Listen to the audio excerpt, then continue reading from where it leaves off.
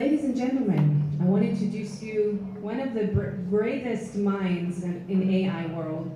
He's not only an amazing human being that I got to know personally, but Don is also a visionary XR and AI futurist who's working with Meta, OpenAI, Apple, Adobe, and NVIDIA, and he's going to share with us some of the processing of his brain. How does he use those tools? What did he learn on the way? And what's some things that you can take away with you with this brilliant human being? Don Allen, the first, the second, and the third. Hello. Please welcome him here. Thank you so much, Tal. You're awesome. Hello, everybody. Welcome. My name's Don Allen Stevenson III. I go by Don Allen III, and I want to just show you a quick little presentation about living with AI. It'll go by pretty quick. There's lots of visual slides, so let's get started. So first off, this is what we're going to be covering. We're going to cover everything from like how AI fits into my life, some of my favorite AI tools and tips and practical uses, then some of the creative innovations you can have with it, and then identifying and managing like AI hallucinations. There is a way, and hopefully we have time for Q&A. If not, we can meet afterwards in the area. So first off, that emoji up there was how I felt about AI at the start. I was really scared, and it was with DALL-E 2. At the time, I was doing a lot of graphic design work, and suddenly this tool basically says you're not going to need a graphic designer the same way that you're going to that we did before. And so the aha moment was when I realized DALL-E 2 doesn't have to fully replace me. It could actually become an amplifier for what I love. So, for example, I used DALL-E 2 to make this image. And then I decided I would project that onto a physical canvas, and then I went and painted the physical canvas with acrylic paint. And so I started thinking, but I always struggle with like a composition kind of stuff, but now this might actually amplify the parts of art that I love. I want to paint some stuff sometimes. The main key here is I realized that AI could be my amplifier. So I put this little amplifier here, and once you realize that AI is an amplifier, then you can start doing a lot of magical things. For one, it amplified my organizational skills. I'm terrible at organizing and planning things. I couldn't do what Tal does. This is an incredible event with humans and everyone's here. But what I did was I leveraged GPT-4 to help me plan out an event that I held in the Santa Cruz Mountains called Camp Future Proof. It was a multiple day event, and the whole agenda was made in partnership with AI. It also chose times to schedule everybody and what activities we should do. The goal was to kind of future-proof people's minds and brains. But it would have been very hard to do that with my chaotic workflow. I also realized that it could amp up my role as an educator. I recently got access to a feature from Meta called AI Studio that lets you run AI models in your Instagram direct messages so that your messages can answer on your behalf. And what I've been having it do is give people educational resources while I'm asleep. So I'm able to keep teaching and still provide interesting content, but I'm going out on a hike or spending time with my dogs.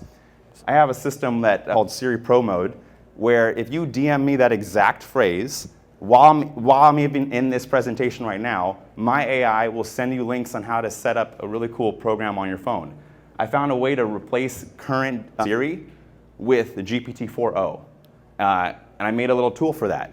And if you want that tool, that is a YouTube tutorial that shows you how. So if you you literally DM Siri Pro Mode, and then my bot will literally send you the YouTube video I followed to set up Siri Pro Mode. And then whenever you basically say Siri, you just add the words Pro Mode. It will then use GPT-4 instead of Siri, which supercharged the iPhone. And this was from a year ago, way before the launch of Apple Intelligence. But you can have it today. All right, so let's talk about some other stuff. I use it to amplify my sleep quality. I was always answering messages till too late, too early in the morning. And then what I've set up right now is this app is called ManyChat. If you don't have access to the AI feature from Meta, this one is public still. It's called ManyChat. And what I have is it can take certain data into my Instagram, and it organizes it into my actual Google Sheets. So I can actually have another set of eyes look at my Google Sheets and then let me know more data. So for example, I have a client intake form. When they enter it and engage with my bot, it then puts their information into a Google Sheet. I have a different AI that reads their entry and scores them if they might be a good client or not. If they get a certain score, then I'll get an email. So it's like a really fun way of filtering. Let's moving forward. Here's some of my favorite AI tools. They're gonna go by quick.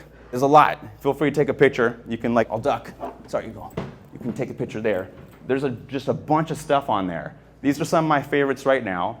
I would say I update this maybe every 2 weeks. So this is now. 2 weeks from now, no promises. Cool, we got the photos.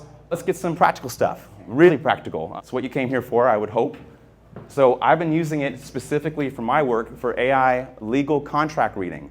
I trained a custom GPT that knows how I like to read contracts and knows what kind of stuff I'm sensitive to, knows what things I like, things I don't like.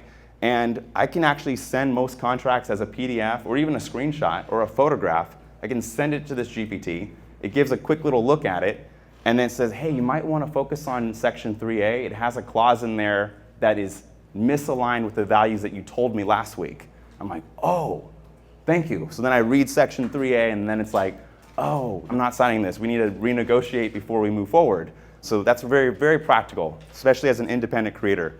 I've been using it for my personal health. I have prediabetes. I didn't even know that until AI helped see some of my blood work. And then I sent a screenshot of all my lab testing from Kaiser.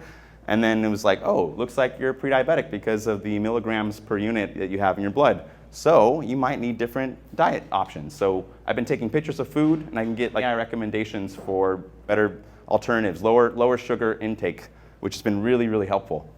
If we move forward, another example, I put this little bus here. All this slide is all in Canva, by the way. I freaking love Canva. But I made this little bus here. I have a CarPlay, Apple CarPlay, running on my device. And what's nice about that is when I'm driving in the car, I can now run that Siri Pro mode thing I was telling you about earlier. I run it through my car. So when I'm on a road trip, I can just ask questions about plants and the flora and anything I want. And it's like having a magical school bus. I don't have a bus, but I want a school bus one day. Let's move forward. All right. Oh, wow, this slide's outdated. So I would like to take this slide out because this was relevant before Apple introduced their Notes app. I'm now going to use Apple Notes instead of what I'm showing on screen here. What I would have said a couple weeks to you was that Fireflies is a great tool for taking notes during your meetings. It can listen in, and it summarizes the meeting notes that it heard, and then it can also come up with action points of it's like having a scribe, but not just a regular scribe who transcribes everything. They just take the meeting notes and then have the objectives, like questions were answered, what things are still missing information. And then I used to use PlodNote. I would have it attached to the back of my phone. This was a device that could, same idea, take notes during calls and meetings. But again, you can just do that with Voice Memos app. There's a new iOS 18 update on iPad and iOS on iPhone. You can now use the Voice Memo app, and it does transcriptions too. So that's insane. And that didn't exist when I made this slide even a few weeks ago. So you can get an idea of how fast this stuff's moving. Oh, I've been using AI for privacy. There's a feature that it actually runs on your Instagram stories right now called Backdrop. It's in your Instagram stories. If you take a photo with the Instagram camera and then click on the Backdrop feature, it's near the top left. It'll be like the top left corner of your app. It will let you separate the subject from a photograph from the background, and then it opens up a little text field where you can type in what you want as the background. So this was at my apartment, but I didn't really want people to see my apartment. But I really wanted to share this memory with my dog. She's real. This is Slinky. And this moment was more important to me. It didn't matter that we were in the apartment. We could be on Mars. The memory that I wanted to share was I was with my dog, and she was just chilling by the little pool thing. And so I'm using AI to actually preserve some of my privacy back. I actually share more stories now because I don't have to disclose all of the information. I could disclose some of the information.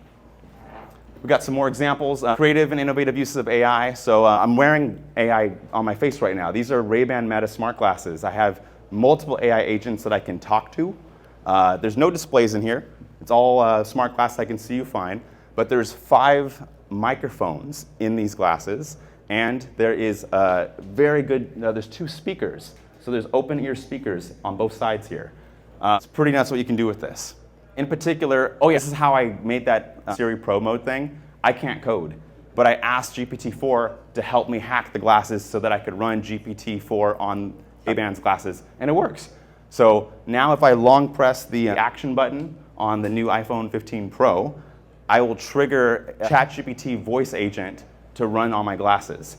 So then I can have almost like a Samantha quality AI experience on my glasses And I've had this running for about a year.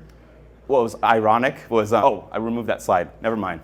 I had an ironic slide where I put Scarlett Johansson's face here because at the time the voice that was said was named Sky. It was really similar to Scarlett Johansson's voice. I was using Sky's voice when I was running that test on my glasses, and I planned a whole presentation with the glasses. So I was walking the dogs. I had leashes on both hands, so I couldn't use my hands. My phone was in my pocket, and I was just talking out loud of what my presentation was going to be to the glasses. The glasses were running GPT-4 at the time, and it was essentially taking notes. And then when I needed graphics or images, I would say, hey, for that slide 32, can you generate a picture of? And then I would openly describe, and all of these images and all of that text would be saved in my ChatGPT account when I came home. So I then could assemble it into a nice keynote, use it in, assemble it in Canva where I can focus on my strengths, like visual stuff, and not focus on the hard part for me, which is just getting my ideas out in a clear and concise way. I used AI again, even for this presentation. I will skip that part for now. So there's a really important detail here is I like to film a lot more stuff with my point of view using these glasses because of how much synthetic stuff you're about to see. We're seeing so much fake voices, fake images, fake video generated, and that's great. I think there's a time and a place for synthetic content. I will still keep making synthetic content, but because there's going to be so much of it available on social platforms and just in regular communication, I figure I need to be upping the amount of human content I make. So when I had this meeting with Reed, I wanted to show my hands, and I wanted people to know my head movement because that's a real human filming that from this perspective. Same idea here, meeting with Paul. We were both really exhausted before a presentation, but we had that time to get a cup of coffee. I would hold the cup up so that my glasses could see it. I love when my dreads go in front of the camera while I'm recording because then there was really a human head that probably had dreads that filmed this from their perspective. It just helps separate what was actually made likely by a human and what was probably or could easily be Sora'd or AI video faked. So here's the main thing is my goal is to establish trust through the human side, so when I do all that point of view stuff, and then when I need to do scale, I'll use a lot of that AI side of me. But I think you need both now. See, identifying and managing AI hallucinations. All right, here's my principles for that. There is some ways, because you can't just trust it entirely. Here's my 3 principles. First one, don't trust it. That's the first thing. It's not good enough yet. Oh, sorry. Get the microphone a little bit closer. My apologies. So don't overly rely on AI-generated outputs. Right now, they're not trustworthy. They are like an intern who is still in training. They're your intern. They're here to help you out, but they don't know everything yet, so they're going to make mistakes. So maybe I won't fully rely on my intern at this point, but I am offloading some tasks. I do anticipate in the next 3 to 5 years that intern will graduate, and probably after that they'll pass me. But till then, they're still an intern. So help them out and don't take everything they say. You have to proofread it, is what I'm saying. Don't just accept it. Number 2, hone your improv skills. This is something that I think is going to help with dealing with hallucinations. Go attend an improv show or watch one online. If you see how improv artists perform, they don't have endpoints. Just because the scene seems like it's coming to an end, they can actually see that as an infinite branch. They can go into lots of different directions. That's kind of how I see those hallucinations. When I get a weird hallucination from one of my AI models, I'm like, oh, that's a cool thought. And what if we went this way with that? Using it as like a building block versus as a wall and says, oh, it hallucinated, we're done. We can't work together anymore. That's not how improv artists think. They're just like, oh, you've changed the new goal, where can we go from there? Next one is number 3. This one's kind of weird, but I find that I sometimes will consult another AI model that has been trained on a different set of data with different biases, and I'll ask it the same line of questions and reasons I had. So if I'm thinking like, oh, it's a pretty good thing I'm getting from Claude, oh, this is a great statement from Meta AI, or this is great from GPT-4, let me just check with the one other AI model. Do you agree that this is the thing that we're also agreeing? And when I find disparities between their statements, I kind of think, hey, that might be a hallucination there. Cool. All right, moving forward. Oh, this is one of my solutions I had for trying to imagine a future where this doesn't replace our brains. I was thinking we need to have like critical thinking modes by default. So I made this concept. I got a lot of anger on Twitter about it.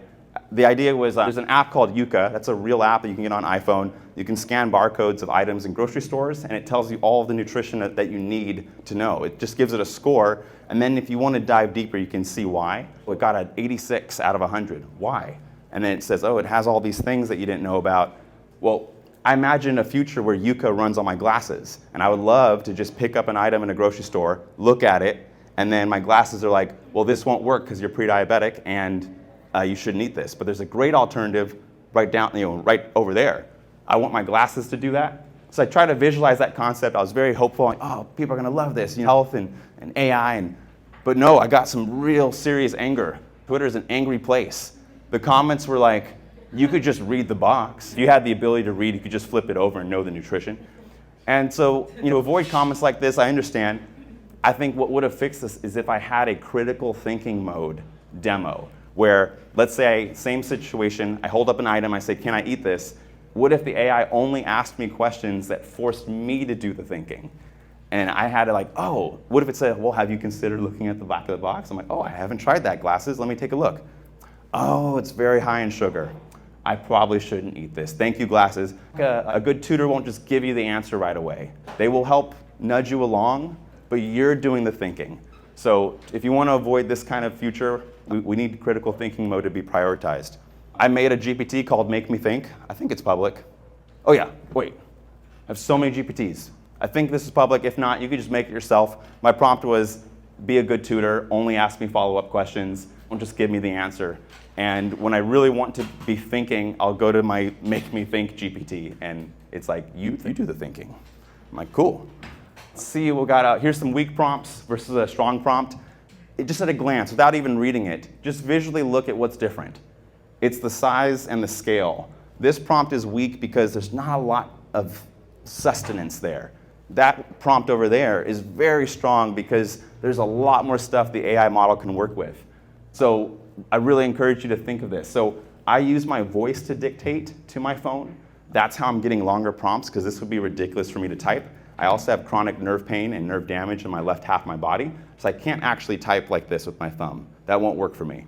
But dictation, tapping once on a microphone icon, speaking out loud, I can get these giant prompts in like a second.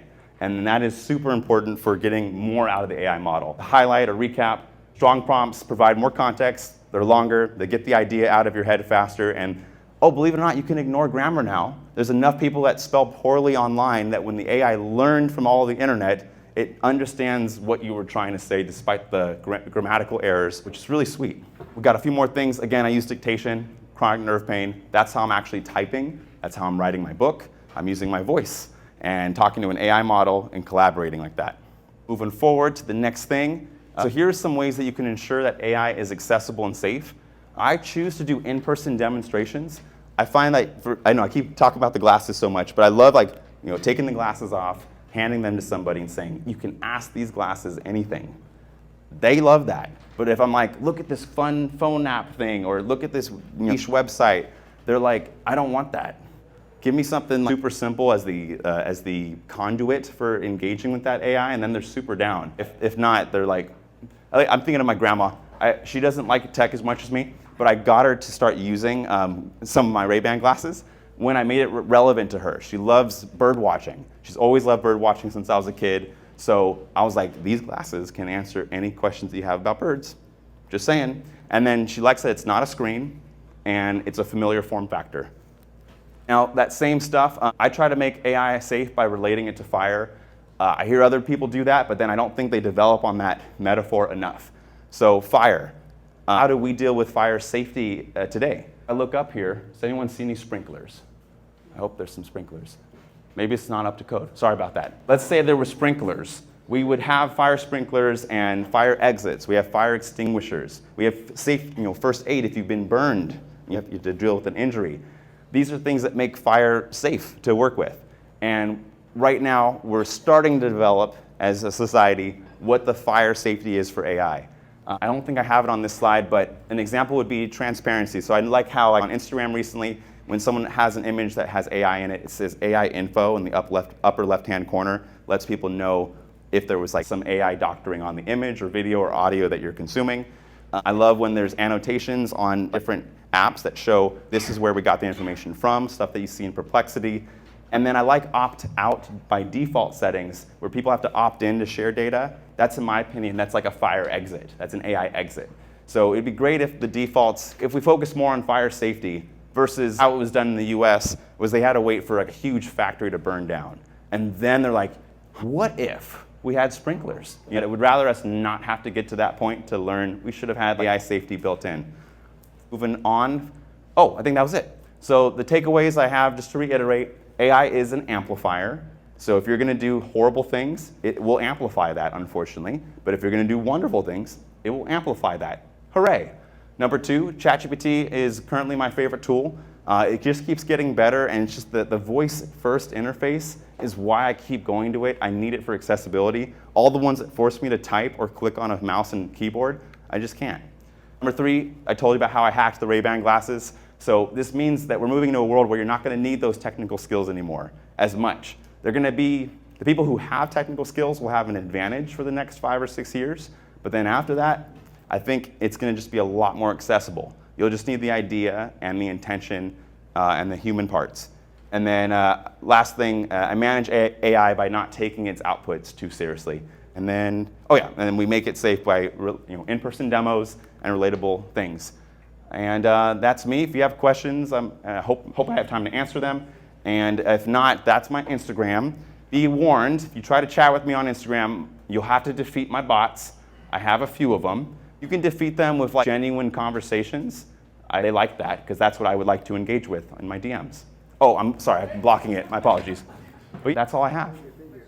Let's take some questions. Yeah. What do you make of the intersection of AI and blockchain technology as an authenticator? You're talking about how to thwart hallucinations. I actually do want to say that again on the mic. Sorry. Oh, no problem.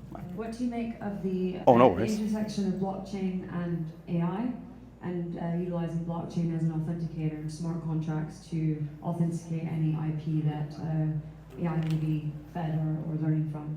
That's a great question. There's blockchain in this AI conversation. Yes. I've left it out intentionally because there's not a lot of trust there. Right now, when I mention blockchain in any of my social channels, that's a good way for me to lose trust. Sure. So in the future, I would hope that maybe some homomorphic encryption would be nice on some of the back-end data. And if we had that all stored in blockchain, I would love that. But I don't know if that's feasible in the short term. So I think the answer is smart. The answer is smart contracts. I think every brand, every person will soon have a smart contract to push their content out of. And I think AI could be really interesting on the back end to sort of say this piece of content came from traditional, or this definitely has come via a smart contract on chain. And I actually built a product that allows you to track back and say MasterCard was the original issuer, if that makes sense. So, yeah. Yeah, that's cool. I like that. Got a question over here. So are your glasses prescription? How long has this product been around? And my interest is, you described how you use this related to health and yourself and diabetes. So you see this as an opportunity of a product all the way from what you described with your glasses. I just paid $1,000 for glasses, and if I knew that product existed, I would have put prescriptions into that. Right. So is this a common product that's out there right now, and what you've described? So this Rayband and Meta, and then you obviously hacked it together. Mm-hmm. So when you got the feedback, does it come out on your phone, or does it talk to you? Yeah, so great question. You can get prescriptions on these, and I think since the microphone is right by my ear, I'll give you a demo. So I'm going to say the thing out here, and then I'm going to move the mic to my ear so you can hear its output. Hey Meta, where am I right now? You're in Los Angeles, California. And what can I do here? To provide information about what you can do in your current location, I need more context. However, if you're looking for suggestions, you can ask me, hey Meta, what can I do in Los Angeles? Oh, health question? Hey, so I'm pre-diabetic and I want to have lunch at this really cool event called AI Vibes. What kind of things should I avoid at this party? As a pre-diabetic, it's best to avoid or limit foods high in sugar, salt, and unhealthy fats at the AI Vibes event, such as sugary drinks, processed snacks, and fried foods. Very helpful, thank you. We got a question back there? I'll bring it back to you. Oh, I'm gonna grab this person first. Can you hand this? It's obvious that you're presentation keeps evolving. I'm just curious, since I've been seeing some pieces today Sorry. about the beta forms of the next iOS and some of the AI that's already cooked in. How much of what you're doing, built in ChatGPT, but they're going to allow that to be one of the options? I'm just curious, at this point, based on what you saw from WWDC and all that, Mm-hmm. how much of what they're doing replaces some of the stuff you've hacked together over the last year? That is a great question, and I'm bummed to say it's replacing a ton of my stuff. So I'm like, oh, I would have really wanted to have like that, a lot of those products stay longer, but it just so happens that Apple keeps gobbling up. What they'll do is they'll just kind of co-invest in the same idea that seems to succeed, and then as soon as it has a certain threshold, and then it's like Pac-Man, and it's like, no, I'm not, what? I don't know that, yeah. I'm also not seeing it just from Apple. I'm seeing it from every tech company. So it's like anything that seems to work, if they have more funding, they jump on it. So I'd rather focus on tools that allow more of a agnostic approach and an interdependence instead of like a complete dependence. So I still use my Linux computer when I can, and I still use my PC when I can, but I am slowly becoming more and more engulfed in the Mac ecosystem because it's making all my other large language model workflows easier, and I'm bummed about that. It is convenient, but then at the cost of having less independence. Any other questions that you have? Oh, you sure? Okay. Sorry, you may have already told us, but Oh, how no. to hack those Ray-Bans, because my brother and my dad have them. I'll talk you through it. The way you do it is using Apple Siri shortcuts. Let me go back right about this part. So on iOS, there is a way that you can create shortcuts on your phone. You could do this, the shortcuts can be run on an Apple phone or an Apple Watch. And for example, I have a shortcut on the back of my iPhone where if I tap the back of my iPhone 3 times, it will turn the entire screen into like an amber red color. I do that so that if it's late, I don't want too much blue light, I'll get nice red, warm tones only. And it's using color filters. So the way that you hack the glasses is if you treat them just like headphones. So this is kind of just like Bluetooth headphones. It's how your iPhone thinks of the glasses currently. And what I would do is go into shortcuts. I mean, have the whole tutorial. You could just have DM me the word Siri Pro Mode on my Instagram, and my AI has a tutorial. It's not even my tutorial. I found somebody else on YouTube who solved this, and I had my AI link to their video. So I would have your brother and your dad DM my Instagram account the exact words SIRI space PRO space MODE, and then it will send them the tutorial that I use to set it up on mine. But now, if you do it, they have a feature where, I don't know, oh, my phone's over there. You could long press on the action button on the side of the iPhone, and I ask it to, when this action button is pressed, run a Siri shortcut that I made. That Siri shortcut is asking API call to OpenAI to run GPT-4o in their server and relay that to the glasses. But I can't code, and you won't need to do that. Any other questions? Oh, no? All right, here we go. All right. Thank you so much to Don. Of course, thank you. All right, we are heading to our next.